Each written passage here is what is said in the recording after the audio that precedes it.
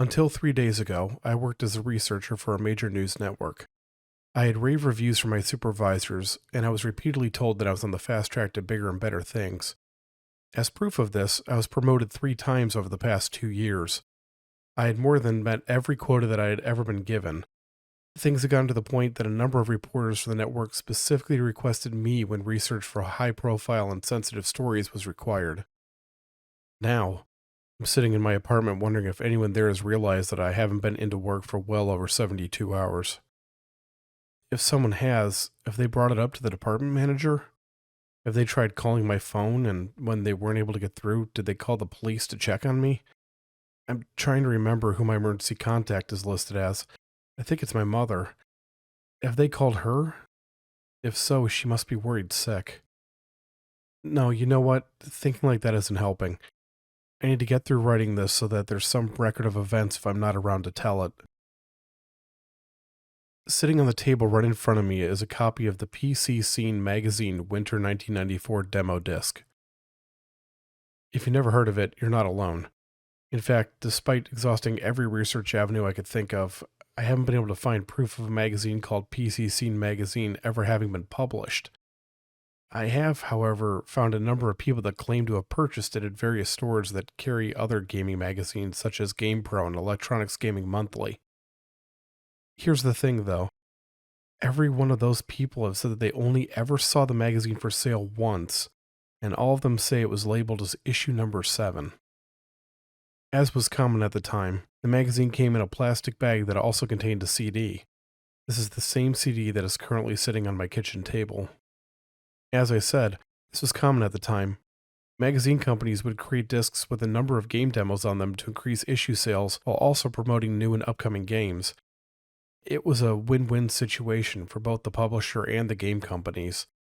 The issues that came with these CDs were highly sought after by readers because it would allow them to try out games before putting out the money to purchase them. The PC Scene Magazine Winter 1994 demo disc is one of the best compilations of game demos that I've ever seen. It includes games like Doom 2, System Shock, XCOM UFO Defense, Star Wars TIE Fighter, Warcraft, and Wing Commander 3. Even if you don't play video games, you've probably heard of at least some of those, and to gamers these franchises are gaming royalty. The magazine would have easily sold every copy available with a pack-in disc like that. On the front of the CD is a small graphic that reads, "Full Game Included." Putting the disc into a computer reveals that this full game is called The Lodge Visitor. This is where we need to back up a bit. If I just continue on from here, there won't be any context, and a lot of what I have to say won't make any sense. So let's go back to the beginning. Every year around Halloween, the news organization that I worked for would run pieces that were meant to tie into the season. Scary stories from the city's past, for example, or one of the countless urban legends that fill the streets. This past year, it was decided that one of these articles should focus on the Polybius urban legend. It's a famous urban legend, so I won't spend too much time on it here. According to it, an arcade machine called Polybius was released in 1981 in a number of suburbs outside of Portland, Oregon. The game was said to be highly addictive, and it caused all manner of issues for the player such as seizures, hallucinations, and amnesia. While the origin of the game was unknown, the fact that the infamous Men in Black were said to gather data from the machines heavily implied that it was some government experiment. I was assigned to research the story, and although all parties involved knew that it was ridiculous, I was told to treat it as a serious story. I jokingly told my supervisor that I should fly out to Portland to speak directly with arcade owners about it, since that was where the urban legend originated. To my surprise, he actually liked the idea, and 2 days later I found myself on a flight to Oregon.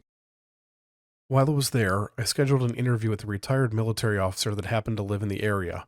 He had been involved in Army intelligence, and I figured that it would give the story an interesting angle to hear from a government source about the supposed government experiment. He agreed to meet with me the day I was scheduled to return to New York. Talking with arcade owners turned out to be a lot more difficult than I initially thought. Arcades are mostly a thing of the past these days, and simply finding ones that were still open was a challenge. I did manage to locate a few that had been operating back in the early 80s and still hadn't closed their doors, though, and the owners of those led me to a few more retired owners that I was able to speak with as well.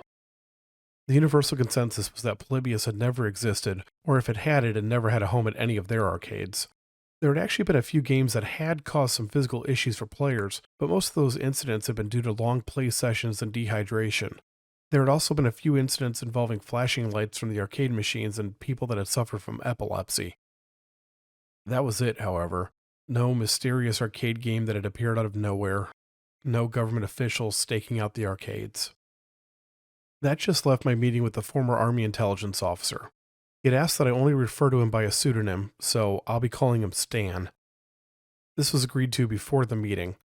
It wasn't because he intended to give me any classified information or become the deep throat of Polybius, but was instead because he didn't want his neighbors to think he was associated with crackpot conspiracy theorists.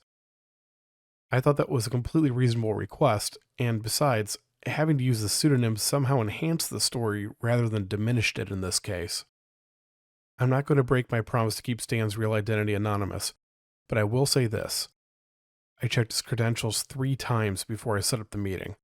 He was a legitimate insider during his time with the Army, and he had access to both classified information and personnel that worked on many classified projects. Stan was the real deal. You need to keep that in mind as I continue on. I was originally set to meet Stan at a local steakhouse, but a few hours before our reservation, he called me and asked to change the location. We instead agreed to meet at a small bar near where he lived. He didn't give a reason for the change in venue. There was something odd in the tone of his voice, though, something that I couldn't quite place. I arrived for the meeting about 15 minutes early. Stan was already there, sipping on a glass of bourbon at the bar. He greeted me with a nod before turning to the bartender and pointing with his chin. The man took off his apron and went into the back room. Stan stood up and approached me.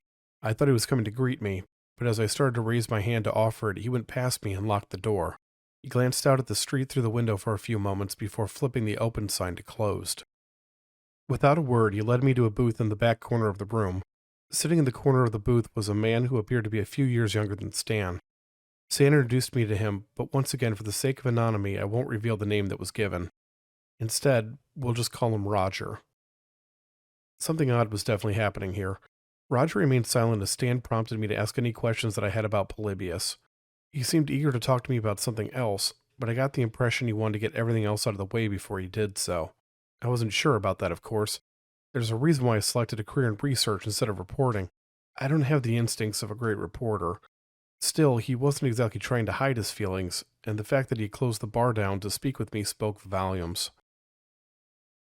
I quickly went through my list of questions. Did the government ever release a video arcade game by the name of Polybius? No. Did the government ever manufacture and supply any games to the arcades during the early 1980s? No.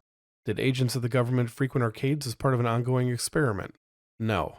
Did agents of the government have agents stationed in arcades for any reason? This question got a yes, but it was qualified with only during investigations involving arcades being used for money laundering or drug operations. That brought me to my final question. I almost didn't bother to ask it, as I was sure that I already knew the answer. I was nothing if not thorough, however, so I went ahead and asked it anyway. Does the United States government have any information about dangerous or mind-altering video games? Stan and Roger exchanged a look before Stan replied with a single word. Maybe. That was not the answer that I had been expecting. I stopped writing in my notebook and looked up at them.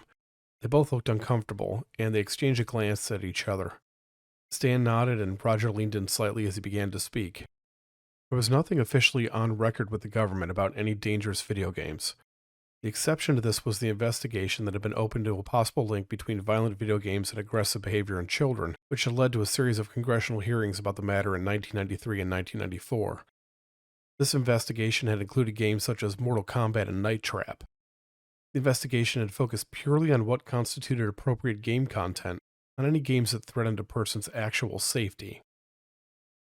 While there was nothing official, there had been rumors. Some unexplained murders that only seemed to be connected by a game that the victim had been playing. Online chatter about a game that made people that played it die. It had all the trappings of a computer-age urban legend. Roger had only been assigned to look into it because his division was being restructured and its more high-profile assignments been placed on hold until that was completed. He'd been surprised to find that the story had a bit more substance to it than most. Normally, when an internet legend is first formed, they're a piece of information that get attached over time as more and more people become interested in it. For example, Slender Man started out as a series of pictures with captions on an internet forum. Another poster added in fictional historical references from 16th century Germany. Video footage was created and displayed some of the character's odd movements while also adding his ability to take over people's minds. The details come together over time. That's not what was happening with this game rumor. Nearly all of the people discussing it had come forward around the same time, and they independently offered similar details. There were some disagreements about some things, yes, but all of them agreed that the game had been on a demo compilation disc packed with a magazine they had never heard of before, and that the disc had included a full game on it. They agreed that the magazine was PC Scene Magazine number 7, that they had never seen an issue of it before or after, and that the pack-in game was called The Lodge Visitor. These people were from all over the country. They had no connection outside of the fact that they played video games, and after conducting interviews and obtaining a series of records, he was convinced that they hadn't communicated before coming forward with their stories. During the weeks that followed, a number of these people had also either disappeared or been found dead. At least, that was what Stan and Roger had heard from people close to the investigations. Those types of investigations were handled by a different department than Roger's, and because he couldn't actually prove that the people online were the same people that had died, he hadn't been allowed access to the records. In other words, they weren't certain that what they were being told was the truth. The government isn't somehow immune to stories being embellished or added onto. If anything, it's more prone to those types of things than most workplaces. Things like classified information make for juicy rumors, after all. They were just passing along what they had heard, as well as the small amount of information Roger had gathered during his time looking into the game itself. After a few weeks, Roger's department had finished its restructuring, and he was reassigned to what was considered more important cases. Once that had happened, he no longer had access to the investigation, and there was no more information to be had. Later that evening, I sat in my seat in the plane back to New York thinking back over everything that the two retired officials had told me. It had certainly been an interesting story, but it also wasn't what I had been assigned to research either. I had plenty of information to hand over regarding Polybius, so I considered the trip to be a success. Still, how cool would it be to offer a brand new video game urban legend to my bosses? Something fresh, something that no one had ever heard of before. They might still choose to go with a legend with more name recognition, but it wouldn't hurt to at least present both and let them choose. I took out my cell phone and signed into the plane's Wi-Fi.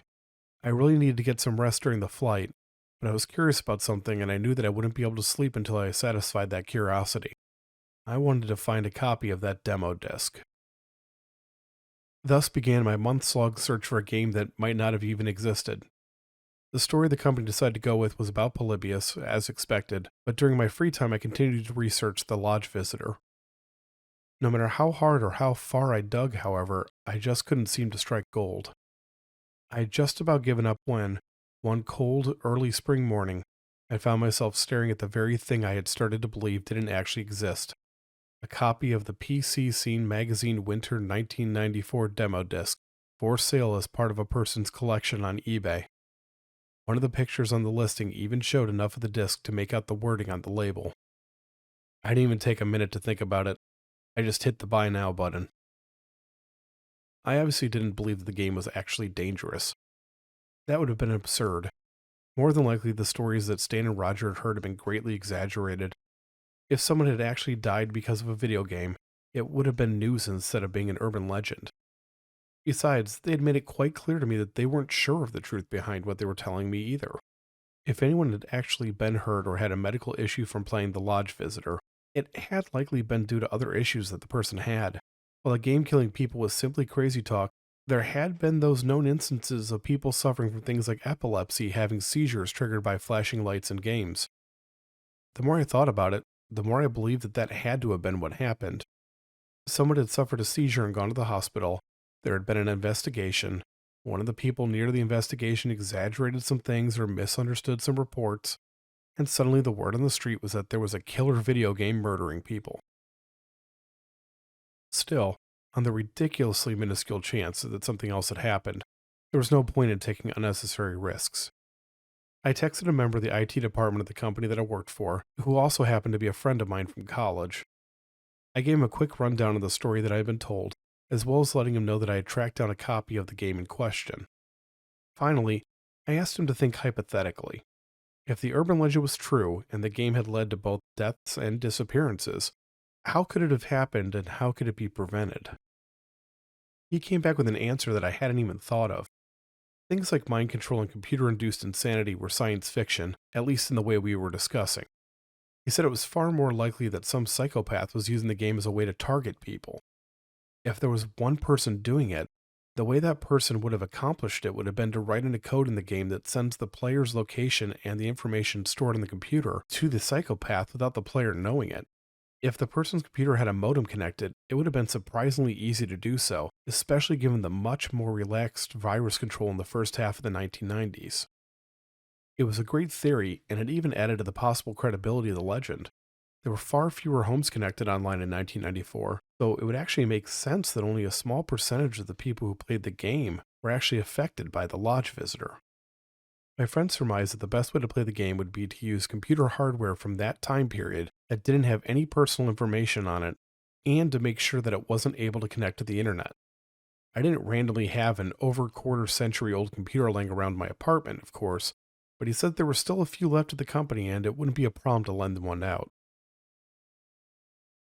Less than a week later, I was sitting in front of a thick yellowed CRT monitor with an almost equally bulky keyboard and mouse, waiting for the PC Scene Magazine Winter 1994 demo disc menu to load.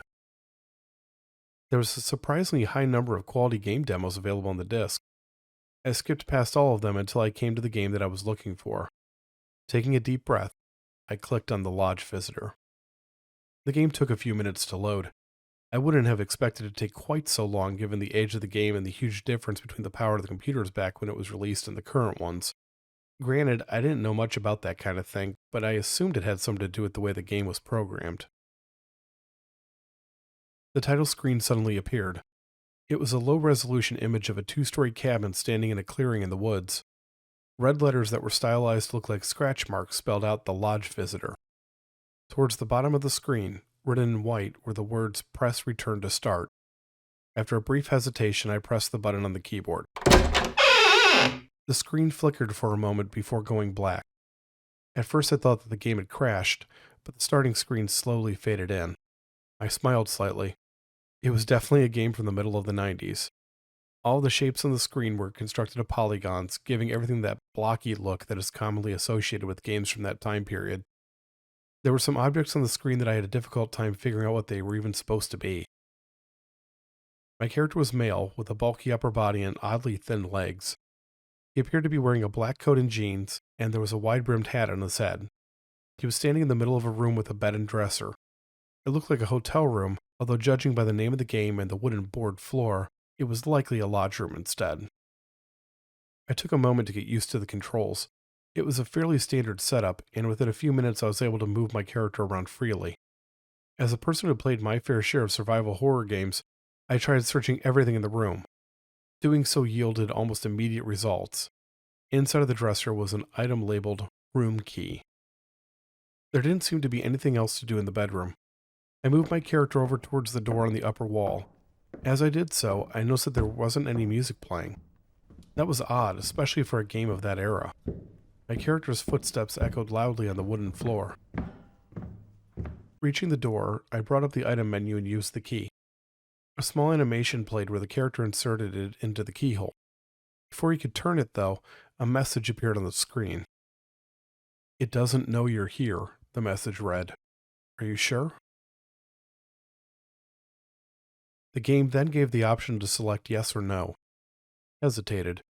With no other context, there was no way to know what the correct option was, or even if there was one.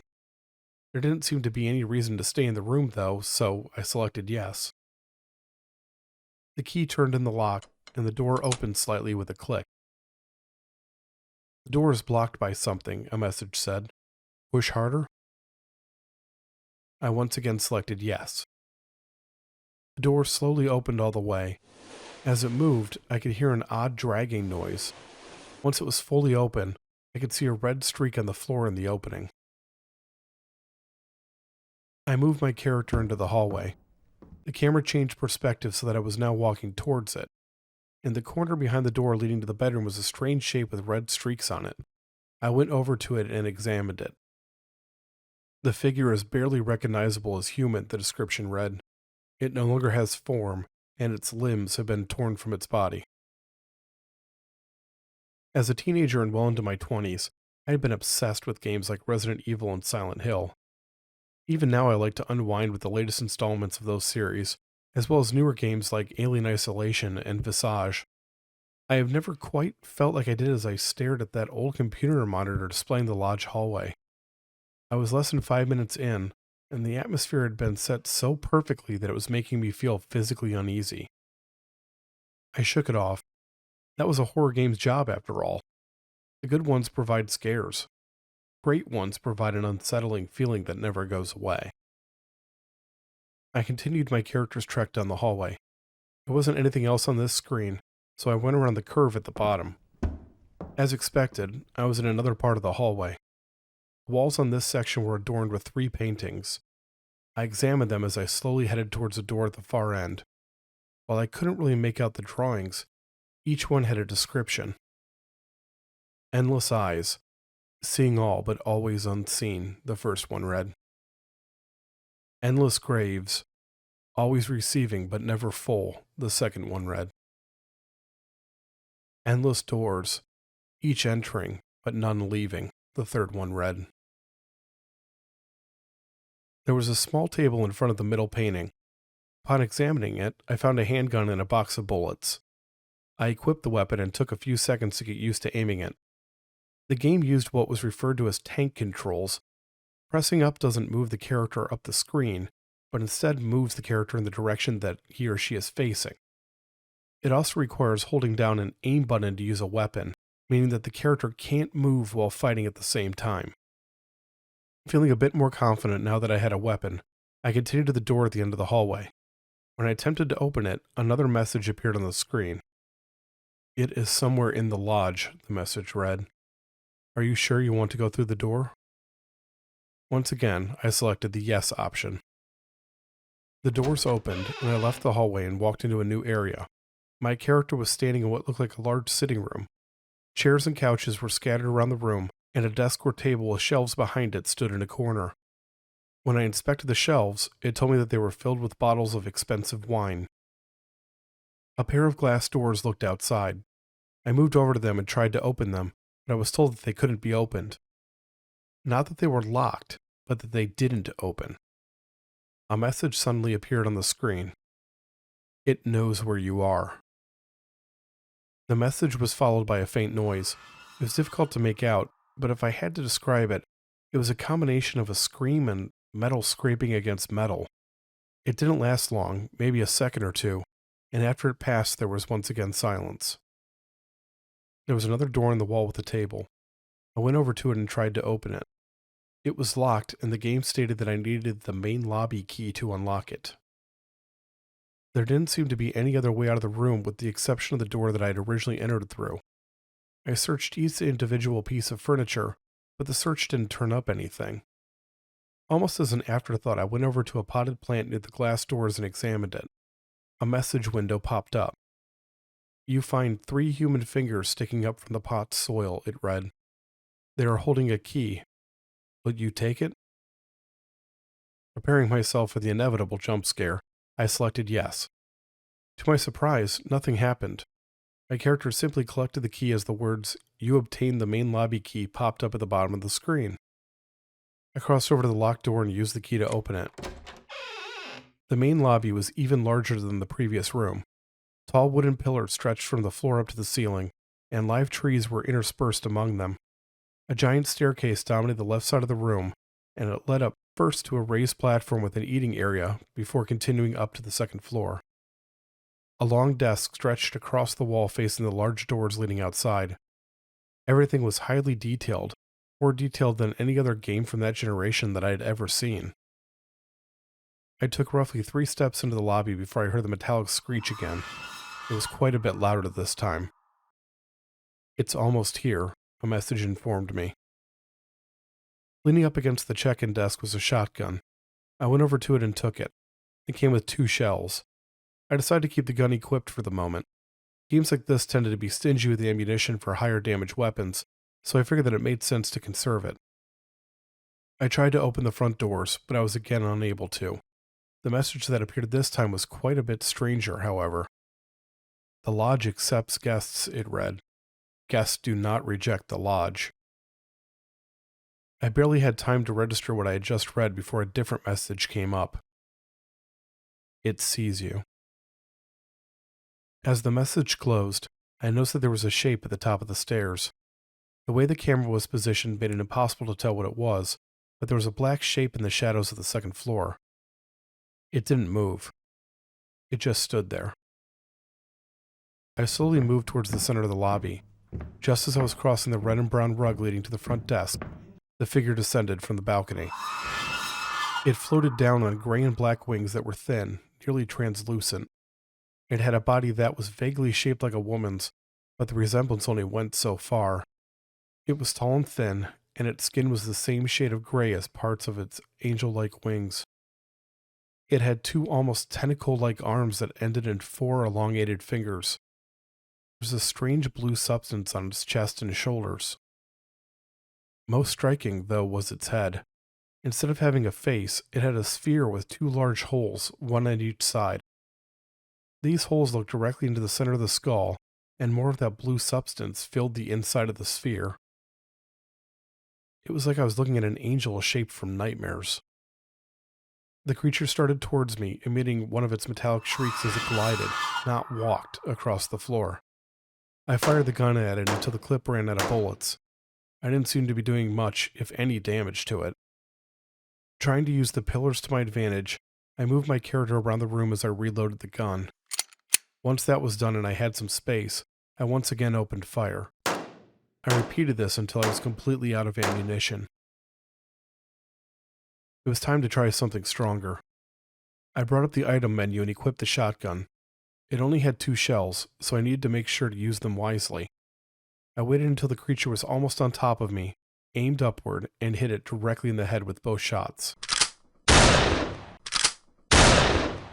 It still wasn't enough. The creature grabbed my character with its arms and pushed him to the floor. Before he could get up, it dug its fingers into his chest and brutally tore his body in half. Blood went flying everywhere, including onto the creature itself. The gore didn't stick to it, however. Instead, it slipped down onto the ground like water running off of rubber. I shook my head as I stared at the computer monitor. Obviously, I wasn't supposed to fight the creature. It must have been what was known as a stalker enemy, one that constantly follows you to provide a constant threat while you play the game. Sometimes those types of enemies in horror games were unkillable, and the best you could do was to either escape or trap it somehow. I tried to maneuver around the twisted angel-like creature during my next run. The game didn't reset or go back to the title screen, though. Instead, it just continued to show the creature hunched over my character's body. Slowly, it turned its spherical head directly towards the camera and looked back at me. It was an incredibly creepy effect, and I couldn't help but feel like it was somehow actually seeing me. That was ridiculous, of course, but I couldn't quite shake the feeling. The creature stood up and turned towards the front of the lobby. Once again gliding across the floor, it moved towards the doors as it reached out with one long arm. The doors opened, and it moved outside and out of view. A new message appeared on the screen. "The visitor has left the lodge," it read. The game suddenly crashed. The screen froze, and without warning I was dumped back out onto Windows. Frowning, I attempted to reload the disk. I could hear it spinning in the computer tower, but all that happened was that I got an error stating that the disk was corrupted. Not sure what else to do, I took out the disk, turned off the computer, and stood up from the desk. That was definitely a disturbing way for the game to end, and I could see why it would have freaked people out when they played it. I doubted the disk becoming unreadable was a coincidence. It had to be a part of the experience, a way to drive word of mouth about the game to sell more copies when it was eventually released to the entire public. I was hungry, and I decided to go get lunch.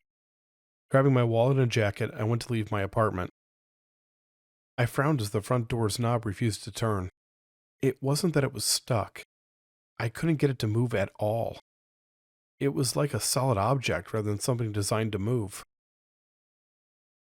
I tried again, and then a third time. Both attempts had the same result. I stared at the door in confusion. My cell phone beeped as it received a text. Still confused as to what was happening, I took my phone out of my pocket and checked the message. I felt my confusion grow as I read it. "The door doesn't open," the text read. "Lodge accepts guests. Guests do not reject the lodge." You know that moment in horror movies where the person refuses to come to terms with the fact that they're in some paranormal situation? I used to hate that. It seemed so unrealistic that they wouldn't understand what was happening when all the evidence was right there in front of them. The thing is, I get it now. The mind can jump through all kinds of hoops to convince itself that nothing abnormal is happening. That's what mine did. Instead of seeing and processing what was right there in front of me, I immediately tried to rationalize it. The video game causing this was impossible. It had to be something else, like my IT friend using the opportunity to prank me. I immediately latched onto that idea. That had to be the case. I shook my head in annoyance and tried calling him. The call didn't connect. I looked at the screen and found that I didn't have any service. Can you believe that I managed to at least half convince myself that was a coincidence? My attempted rationalizations crumbled when I received another text message. With no signal, that shouldn't have been able to happen. There was no way for me to explain that away as being part of an elaborate prank. "It knows where you are," text read. That was 3 days ago. I've been trapped in my apartment ever since. Not for lack of trying to get out, though. The front door still refuses to open. So do the windows. I even tried breaking all of them, but in yet another impossible twist, the glass doesn't so much as crack no matter how hard I smash something into it. I've tried banging on the walls and floor to get my neighbors' attention. Either they've all gone deaf, or the noise isn't reaching them. 2 days ago, I woke up from a fitful sleep to find that I could no longer see out the windows. Instead of the usual view of the street below, there was only darkness. It wasn't solid, like if some cosmic light switch had been turned off. Instead, it moved and churned like black fog that was so thick it was impossible to see through. Every so often there would be a faint flash of red light deep inside of the mass. That's also when the television started acting strangely. None of the built-in apps had worked since the day prior, but I'd still been able to get signal from local television stations through the ancient antenna I had dug out of my closet. Now, though, all the channels were static except for one channel, channel 94. That one showed a slightly distorted image of my character from the lodge visitor lying on the floor of the lodge lobby, just like he had been when the game had crashed. Early that evening, I received a text, the first and only communication that I had that day. "It's coming," the message read simply. Yesterday, the power and water failed. 1 minute the lights were on, and the next everything in my apartment was shutting down. I used my phone's flashlight to retrieve candles from my kitchen cabinets, and I've been using them to keep myself from being completely in the dark. At the same time the power went out, water stopped coming out of the faucets when I tried using them. A couple of hours later, I received a text stating, "It is almost there." In the middle of the night, I heard a noise from somewhere inside the black mass outside the windows. It was far off in the distance, but it was still unmistakable. It was the metallic shriek of the creature from the game. I've heard it a few times since then, and each time it's gotten closer. Today, a little over an hour ago, I received yet another text. "It is there." I don't think the visitor's in the apartment yet. It wasn't when I checked before I started writing this anyway. If I had to take a guess, I think it's somewhere in the building. Maybe even out in the hallway outside of my door. I haven't been able to build up the courage to look out the peephole. I guess that's it. I don't know what's going to happen next. At least I hope that I don't, because all I can think of is that game character lying dead on the floor of the lobby after being killed like he was nothing. Hopefully that's not what's waiting for me when the visitor comes inside. I just received another text. It sees you.